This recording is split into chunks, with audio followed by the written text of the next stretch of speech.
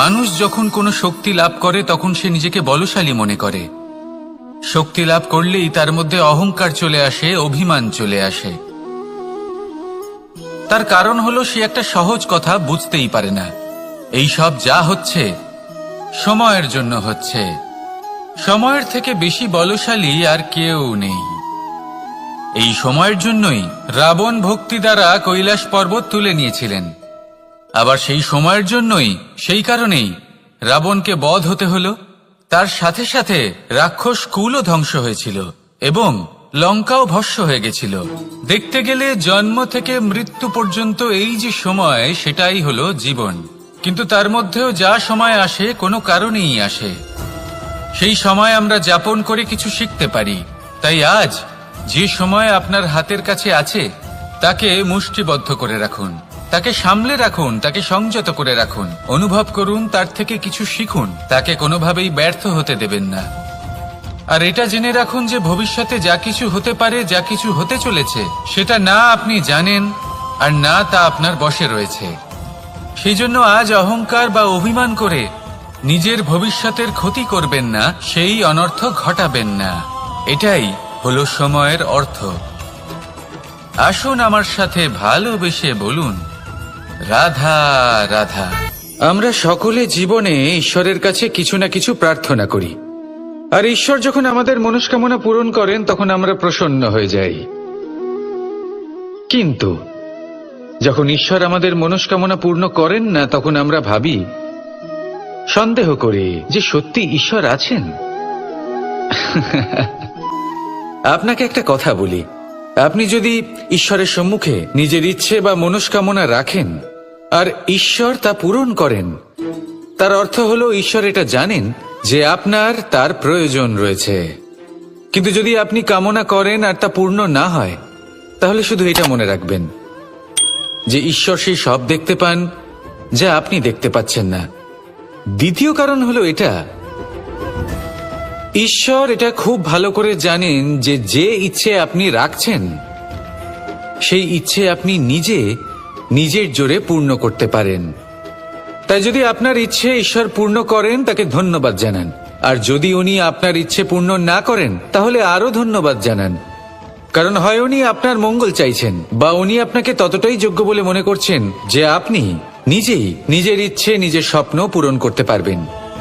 নিজের কর্ম করতে থাকুন, জীবনের সামনে এগোতে থাকুন, আর আমার সাথে ভালোবেসে বলুন, রাধা রাধা। ভোজন।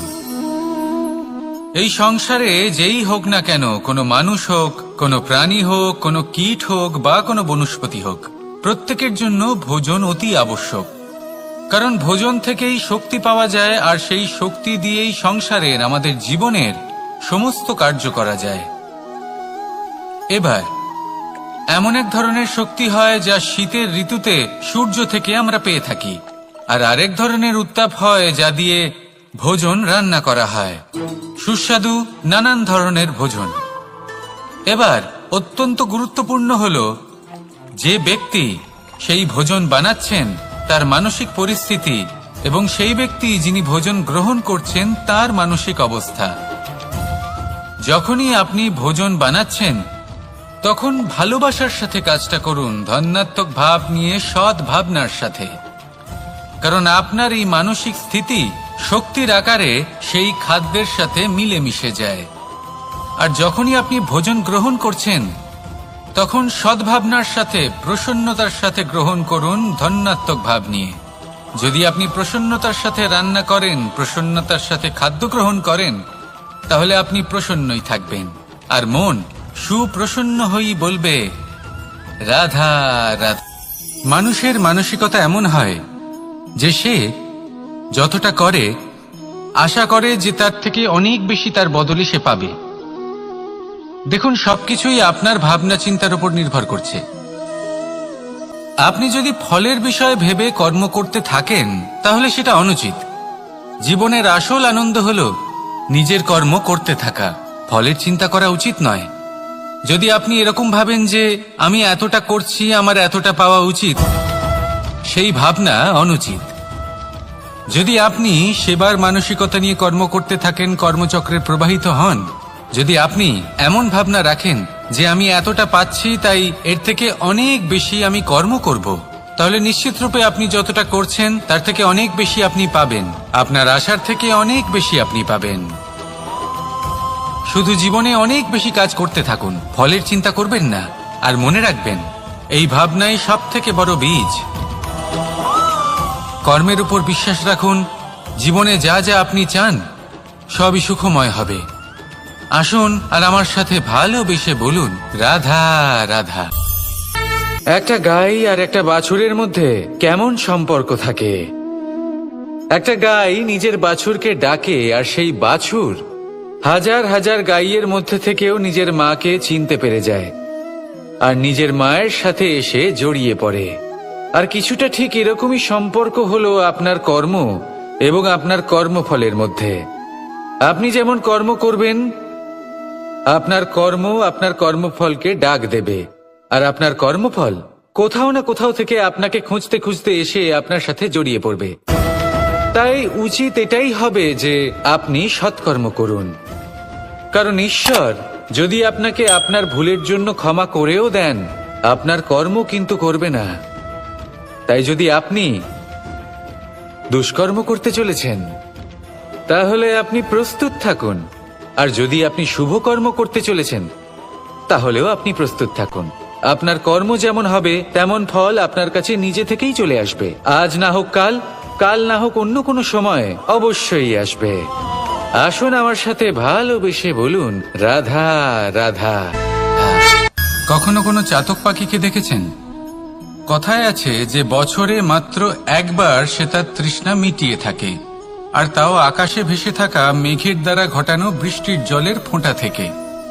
আর কোথাও থেকে সে তার তৃষ্ণা পূরণ করে না। সারা বছর সে নিদারুণ গরম সহ্য করে, তীব্র শীতও সহ্য করে, শুধু এই আশা নিয়ে যে বছরে একবার অন্তত সেই মেঘের ঘন ঘটা হবে, বৃষ্টি হবে, আর সে তার তৃষ্ণা নিবারণ করবে। এটা আসলে কি? এটা আসলে বিশ্বাস। সেই বিশ্বাস যে বছরে একবার সেই মেঘ আসবে তৃষ্ণা নিবারণ করতে। যেমন দেখুন, একটা সূর্যমুখী ফুল সারা রাত অন্ধকারের সাথে যুদ্ধ করে, কারণ তার বিশ্বাস যে ভোরবেলায় সূর্য তাকে অবশ্যই দর্শন দেবেন। সেটাও বিশ্বাস ছিল যার উপর ভরসা করে মনু একটা নৌকা নিয়ে বেরিয়ে পড়েছিলেন এবং সমস্ত সৃষ্টিকে প্রলয়ের হাত থেকে বাঁচিয়েছিলেন। সেটাও ছিল ভালোবাসার প্রতি বিশ্বাস যার উপর ভরসা করে বানর এবং ভাল্লুক সেনা নিয়ে শ্রীরাম আক্রমণ করেছিলেন সমস্ত বরদানপ্রাপ্ত অসুরগণ এবং রাক্ষসগণের লঙ্কায় এবং জয় লাভ করেছিলেন। এই বিশ্বাসই হল এই বিশ্বের আশা।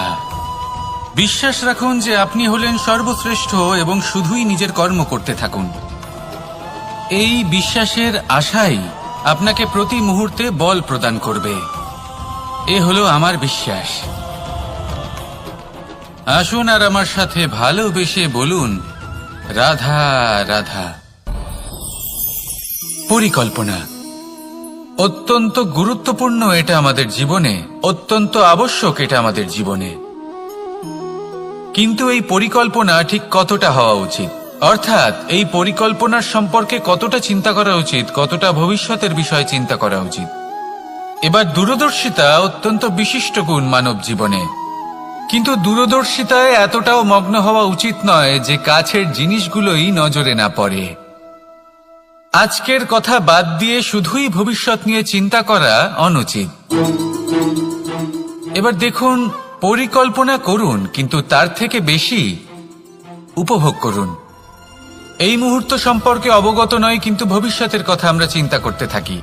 আমি এটা অনুভব করতে চাই, ওইটা অনুভব করতে চাই, ওই আনন্দ প্রাপ্ত করতে চাই। এটা অনুচিত। পরিকল্পনা করুন, সংযত করুন, কিন্তু আজকে, বর্তমানকে, এই মুহূর্তকে। জীবনের বাস্তবিক আনন্দ এটা, আর জীবনযাপনের সব থেকে শ্রেষ্ঠ পথও এটা। আসুন আমার সাথে ভালোবেসে বলুন, রাধা রাধা। আমরা সকলেই কামনা করি আমরা সবাই সেটা প্রাপ্ত করতে চাই যা আজ পর্যন্ত কেউ প্রাপ্ত করেনি, সেটা পেতে চাই যা আজ পর্যন্ত কেউ পেতে পারেনি, সেটাই কাছে রাখতে চাই যা আজ পর্যন্ত কখনো আমরা পাইনি। এবার সেটা কিভাবে করা যেতে পারে? যদি আপনি সেটা প্রাপ্ত করতে চান যা আজ পর্যন্ত আপনি কখনো পাননি, তাহলে আপনাকে সেটা করে দেখাতে হবে যা আজ পর্যন্ত আপনি কখনো করেননি। সেই চেষ্টা করতে হবে যা আজ পর্যন্ত কখনো করেননি, সেই পরিশ্রম করতে হবে যা আজ পর্যন্ত কখনো করেননি। তবেই আপনি সেটা পাবেন যা আজ পর্যন্ত কখনো পাননি। কারণ যেমন বীজ বপন করবেন তেমনই অঙ্কুর আপনি লাভ করবেন। আসুন আর আমার সাথে ভালোবেসে বলুন, রাধা রাধা। মানুষ কতটা বিচিত্র হতে পারে। সব সময় স্বপ্ন দেখতে থাকে যে কাল আমি এটা করব, কাল আমি ওটা শুরু করব, কাল আমি ওটা সম্পন্ন করব। এই যে কাল শব্দটা, এই কাল অত্যন্ত বিচিত্র এক শব্দ। আমরা সবসময় এটাকে আসতে দেখতে পাই, কিন্তু এটা আসাতে বর্তমানে পরিণত হয়। আবার আজ নতুন কাল দেখতে পাই, তার জন্য অপেক্ষা করি যখন সেটা সামনে আসে বর্তমানে পরিণত হয়। এই কাল সবসময় একটা মিথ্যে সান্ত্বনা দেয় যে সে আসছে, কিন্তু সে কখনোই আসে না। যেটা আপনার হাতে রয়েছে তা হলো আজ, বর্তমান। তাই যা করার আছে, যা সম্পন্ন করতে চান, যা শুরু করতে চান, আজ করুন, বর্তমানে করুন। কারণ আজ আপনি যা করবেন সেটাই আপনার ভবিষ্যৎ নির্ধারিত করবে। ভবিষ্যতের বিষয় ভাবতে থাকলে ভবিষ্যৎ সুন্দর হবে না। আজ কর্ম করতে হবে। তাই আজ বর্তমানে জীবনযাপন করুন, কর্ম করুন, আর আমার সাথে ভালোবেসে বলুন, রাধা রাধা। আম এবং নিম, এই দুই যে যার স্থানে অত্যন্ত বিশেষ, অত্যন্ত শ্রেষ্ঠ। আম আমাদের শক্তি বাড়ায়, আর অন্যদিকে নিম রোগের সাথে লড়াই করার আমাদের ক্ষমতা বাড়ায়। এবার আম অত্যন্ত মিষ্টি হয় আর নিম অত্যন্ত তিক্ত। তাই এই কারণে কি নিমের নিরাশ হওয়া উচিত বা নিজেকে ঘৃণা করা উচিত? তার স্বাদ তিক্ত? কখনোই নয়। দেখুন, নিম তিক্ত, এতে নিমের কোনো দোষ নেই। দোষ হলো জিহ্বার, যে মিষ্টি পছন্দ করে, তিক্ত পছন্দ করে না। কিন্তু যদি আপনি নিজের জীবনে নিমের প্রয়োগ না করেন, তাহলে আপনার রোগ প্রতিরোধ ক্ষমতা বাড়বেই না। তাই নিম হলো অত্যন্ত গুরুত্বপূর্ণ। এর থেকে আপনি কি শিক্ষা পেলেন?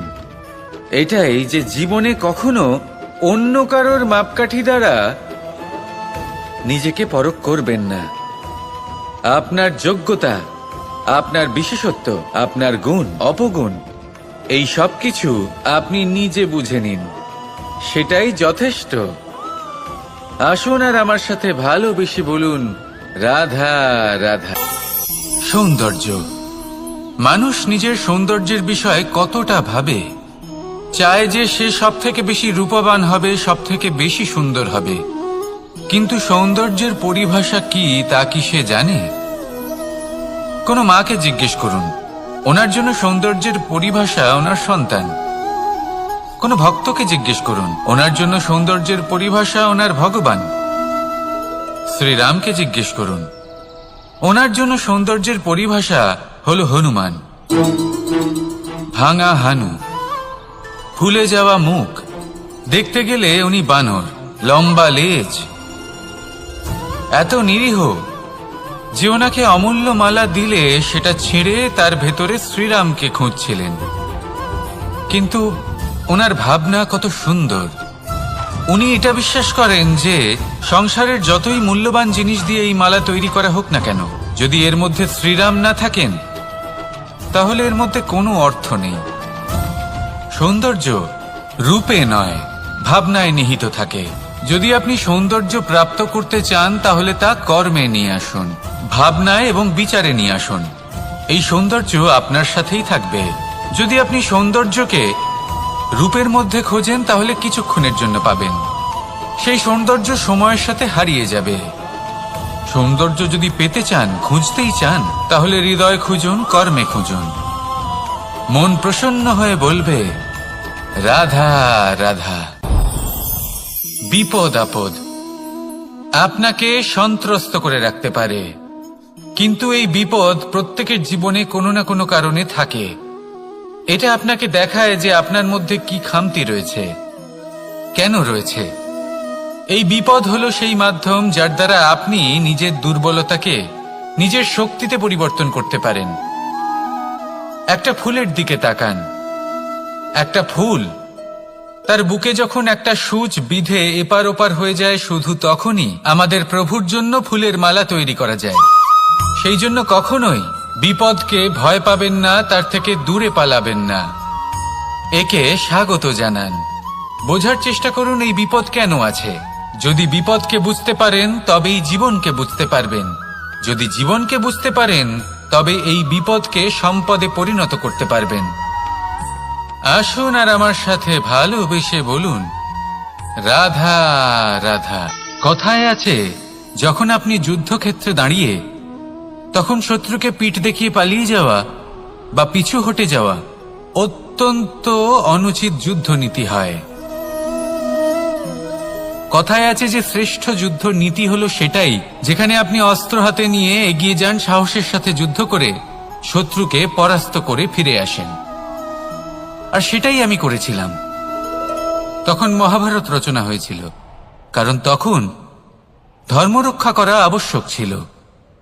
কিন্তু এমনও একটা সময় ছিল যখন আমি যুদ্ধ থেকে পালিয়েছি, কারণ তখন প্রজাদের সুরক্ষা বেশি গুরুত্বপূর্ণ ছিল।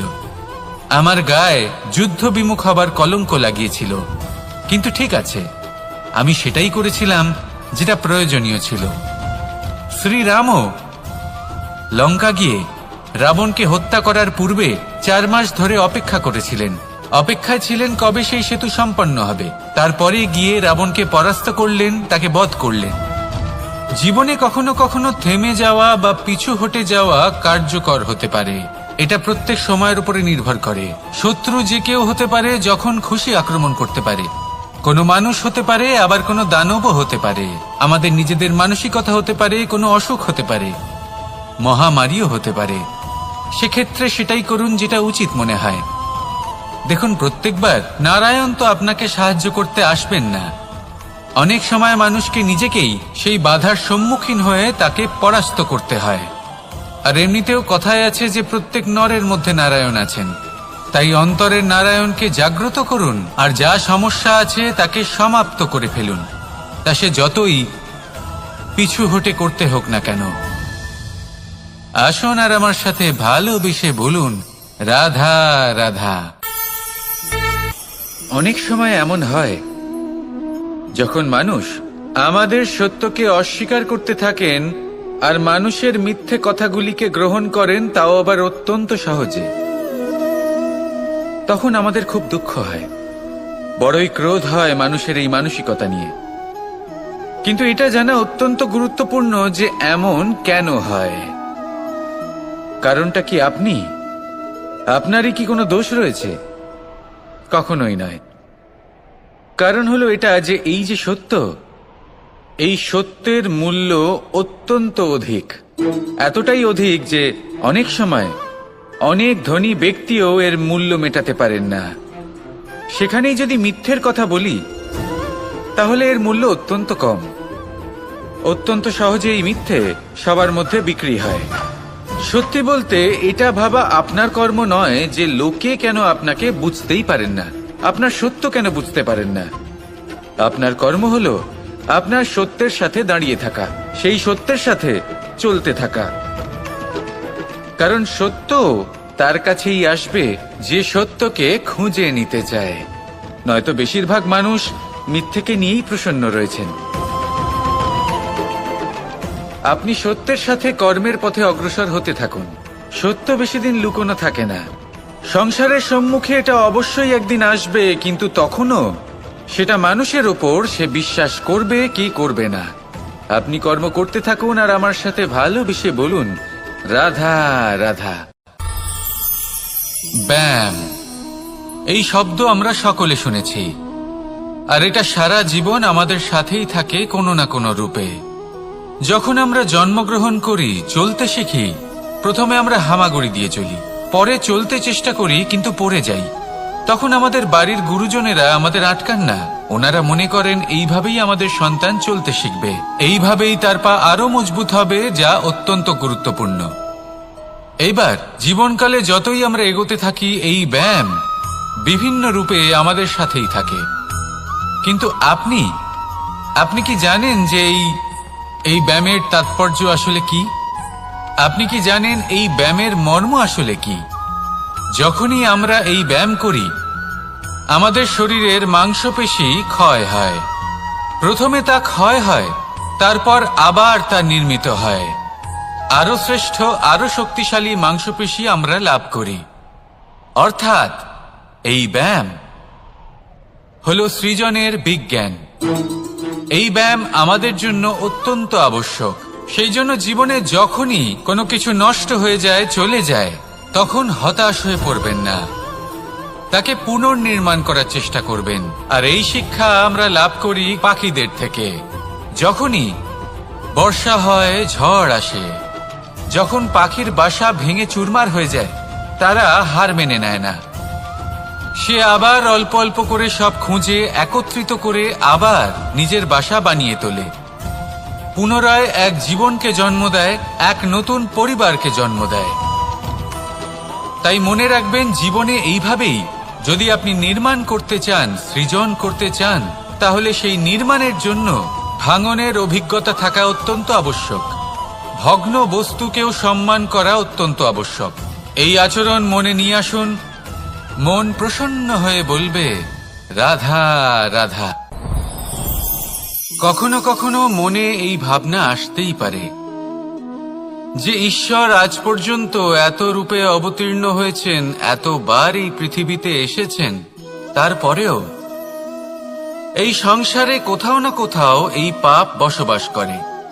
এটার কারণ কি? এটার কারণ আমরা স্বয়ংই। যখন কোনো ব্যক্তি এই পৃথিবীর পথপ্রদর্শন করে, এই সংসারকে উচিত দিশা দেখায়, এই সংসারের মঙ্গল করে, আমরা সেই ব্যক্তিকে মানুষ থেকে ঈশ্বর বানিয়ে ফেলি। সেই ব্যক্তির পতন স্বয়ং আমাদের হাতেই হয়ে যায়। কারণ সেই ব্যক্তি তার শ্বাস প্রশ্বাসের জন্য হয় না, সেই ব্যক্তি হলো সেই ভাবনা যা সে এই সংসারকে প্রদান করেছে। আমরা সেই ব্যক্তির ভাবনাটারই অন্ত করে দিই। এটা উচিত নয়। আমরা ওনাকে প্রভু মেনে নিই। প্রভু মানার পর আমরা ওনার কাছে প্রার্থনা করি, হে প্রভু, আমাদের সাহায্য করুন। যদি উনি প্রভুও হন, তাও উনি পৃথিবীতে এসেছেন মনুষ্য রূপে। যা কর্ম করেছেন, যা শক্তি প্রাপ্ত করেছেন, এই দেহ থেকেই প্রাপ্ত করেছেন। আপনাদের এটা বোঝানোর জন্য যে এই কাজ আপনিও করতে পারেন। যারা সৎ আত্মা থাকেন, তাদের জন্য সর্বশ্রেষ্ঠ শ্রদ্ধাঞ্জলি হলো এটাই যে আপনি তাদের পদচিহ্ন অনুসরণ করে চলুন। না ওনাদের স্মরণে থাকুন, না পুষ্পের মালা ওনাদের চরণে রাখুন, বরং তাদের ভাবনাকে অনুসরণ করে সেই ভাবনা নিয়ে এগিয়ে চলুন। এটা না শুধু আপনার জন্য, বরং সমগ্র সংসারের জন্য লাভদায়ক। তাহলে এটাই করুন, আর আমার সাথে ভালোবেসে বলুন রাধা রাধা। মানুষ সত্যের সাথে অবগত হবার জন্য ব্যাকুল হয়ে থাকে, চিরকাল চেষ্টা করতে থাকে। জন্ম থেকেই তার মনে এই ইচ্ছে জাগ্রত হয় সত্যিটা কি সেটা জানতে। এবার এই ইচ্ছে, এটা পূর্ণ কিভাবে করা যেতে পারে? কারণ মনে হয় যে জ্ঞান অর্জন করলেই এই ইচ্ছে পূর্ণ হতে পারে। তাই কেউ কেউ জ্ঞানের পেছনে ছুটতে থাকেন। কেউ এটা ভাবেন যে এই ইচ্ছে পূর্ণ করা যেতে পারে ধন আর শক্তির দ্বারা, তাই তারা ধন আর শক্তি প্রাপ্ত করতে চান। কেউ আবার ভাবেন যে অন্তরের মন্থন দ্বারা এটা সম্ভব হতে পারে। এবার এটাও সত্যি যে মন্থন করলে অমৃত লাভও সম্ভব হতে পারে, কিন্তু তার জন্য এই মন্থন করার জন্য একটা উচিত দিকে অগ্রসর হওয়া প্রয়োজনীয়। উচিত সংযমের দ্বারা সামনে এগোতে হবে, আর কোনো আশা না করে সামনে এগিয়ে যেতে হবে, তবেই এটা সম্ভব হতে পারে। একটা বাদ্যযন্ত্রের কথা ভেবে দেখা যাক। তার থেকে সুর তখনই নির্গত হয় যখন তার তারগুলি ঠিক করে বাঁধা হয়। যদি বেশি বেঁধে ফেলা হয় তাহলে তার ছেড়ে যেতে পারে, আর যদি ঢিলে থেকে যায় তাহলে তার থেকে উচিত সুর নির্গত হবে না। একটা অত্যন্ত গুরুত্বপূর্ণ কথা মনে রাখবেন, সত্যকে লাভ করার প্রাথমিক আধার হল অনুশাসন। জীবনে এই অনুশাসন আনুন, সত্য আপনা আপনি আপনার কাছে চলে আসবে, আর এই মন প্রসন্ন হয়ে বলবে রাধা রাধা। মানুষ ছোট হোক বা বড়, রাজা হোক বা দরিদ্র, সমস্ত মানুষের মধ্যে একটা সামঞ্জস্য থাকে। সমস্ত মানুষের কাছে তার প্রশংসা অত্যন্ত গুরুত্বপূর্ণ। সে খুবই প্রসন্ন হয় যদি আপনি তার প্রশংসা করেন, কিন্তু আপনি যদি তাকে এটা বলেন যে এটা তোমার ভুল ছিল, তোমার কিছু খামতি ছিল, তখন সেটা সে মানতে রাজিই থাকে না।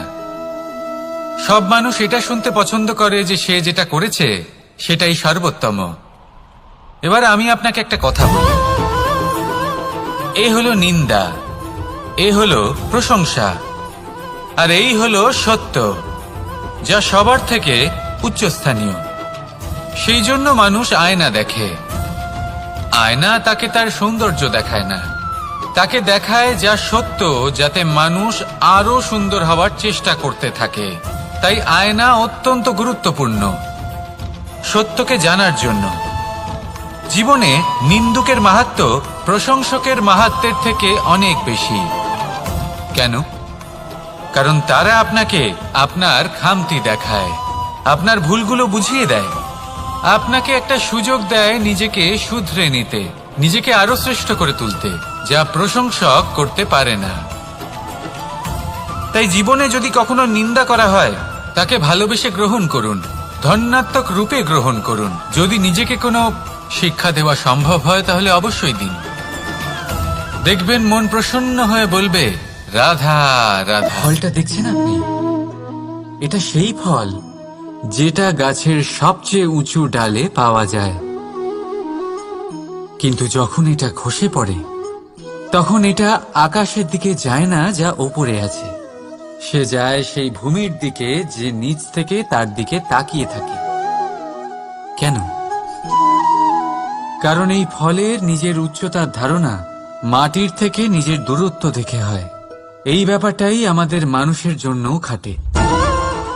যদি আপনি সম্পন্ন হন তাহলে তাদের সাহায্য অবশ্যই করবেন যাদের সামর্থ্য আপনার থেকে কম, যাদের সাহায্যের অত্যন্ত প্রয়োজন। আপনার সামর্থ্য বেশি কারণ তাদের আপনার থেকে সামর্থ্য কম। দেখুন, জীবনে আনন্দ শুধু বড় হওয়ায় নয়, বরং তাদের সাহায্য করেও আছে যারা কোনো কারণবশত আপনার থেকে নিচে রয়ে গেছেন। আর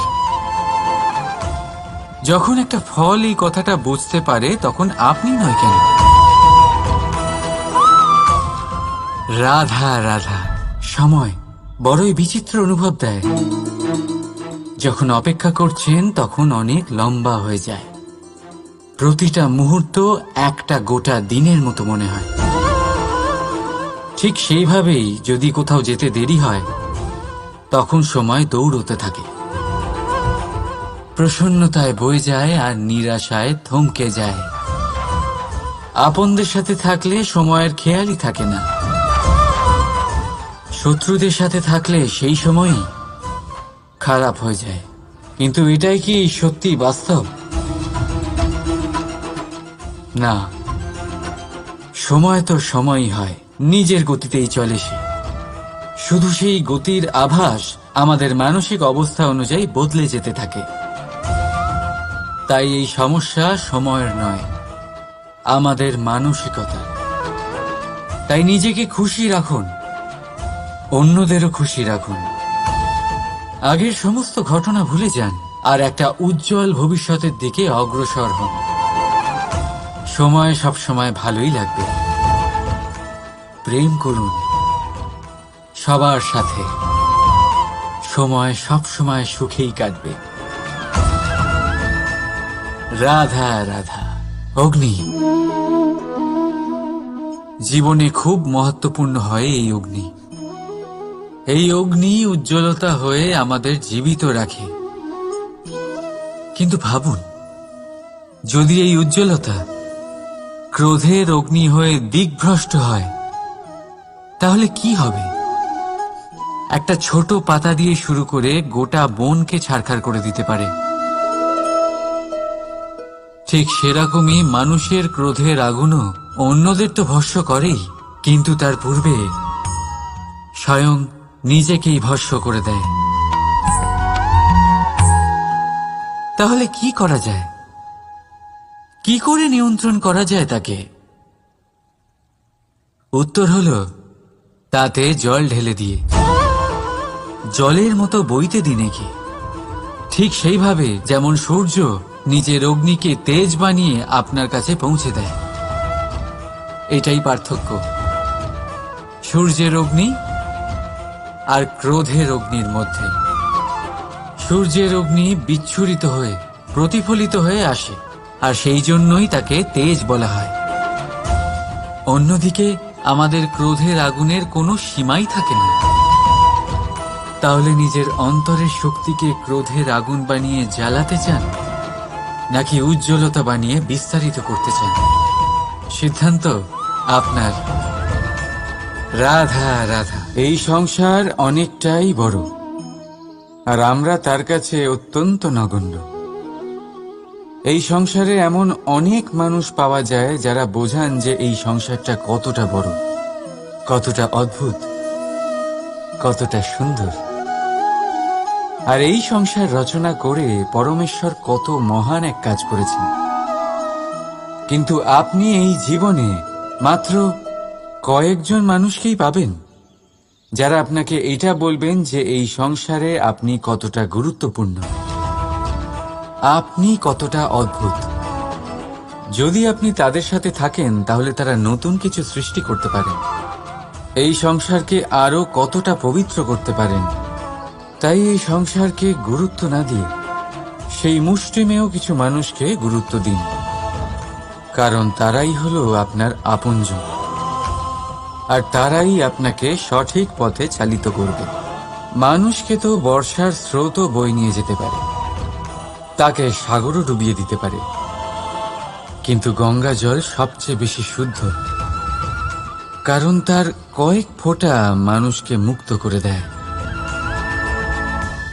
রাধা রাধা। এ হলো একটা পাতলা সুতো। ভাবছি যদি এটা দিয়ে আমি পোশাক বানাই তাহলে নিজের জন্য কত সুন্দর একটা পোশাক বানাতে পারবো। কিন্তু যদি এটা আমি...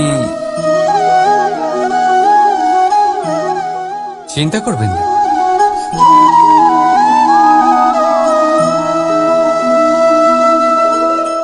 দেখুন এই সুতো জোড়া লেগে গেল। শুধু পার্থক্য হচ্ছে এটাই যে আগের মতো এটা আর সরল নেই, আর এটার দৈর্ঘ্য আগের থেকে কিছুটা কমে গেছে। এই সংসারে প্রেমের সাথেও ঠিক এটাই হতে পারে। প্রেমের এই সুতো যা দুই মানুষকে একসাথে বেঁধে রাখে, অহংকার আর স্বার্থের আঘাত সে সহ্য করতে পারে না, ছিঁড়ে যায়। চেষ্টা করলে আবার এই সম্পর্ক হয়তো জোড়া লাগতে পারে, কিন্তু তা আগের মতো কখনোই থাকে না, কারণ মনে গিট পড়ে যায়। সেই জন্য প্রেমকে স্নেহের সাথে সামলে রাখুন, অহংকার আর স্বার্থের থেকে দূরে থাকুন। রাধা রাধা।